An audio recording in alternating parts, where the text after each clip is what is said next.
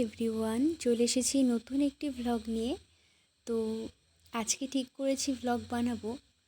এই ভ্লগ বানাবো করতে করতে আমি আর ভ্লগ বানিয়ে উঠতে পারি না। তো যাই হোক, তো আজকে ভেবেছি যে ভ্লগটা আমি বানাবোই। তো এটি ছিল বেসিক্যালি অষ্টমী তিথিতে স্নানের মেলা।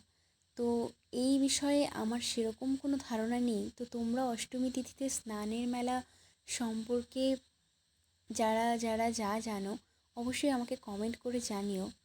তো তাহলে আমিও নতুন নতুন কিছু জানতে পারবো। তো এইবার আমরা এসেছিলাম ধুবড়িতে স্নানের মেলায়। তো এই অষ্টমী তিথিতে স্নান করা নাকি খুবই ভালো, এটা আমি বাবা মায়ের থেকে জেনেছি। আর এ নিয়ে মোট আমি দুবার এলাম এই স্নানের মেলায়। তোমরা কে কে কতবার গেছো আমাকে কমেন্টে এসে জানিও। আর জানো তো, আজকের এই ব্লগটি বানানোর একটি উদ্দেশ্য, সেটা হচ্ছে আমার বাবা মার সাথে কাটানো এই সুন্দর মুহূর্তটি আমি একসাথে ক্যামেরাবন্দি করে রাখতে চাই। কারণ বাবা মায়ের সাথে কোথাও যাওয়ার সেই মুহূর্তগুলো অনেকটা স্পেশাল হয়।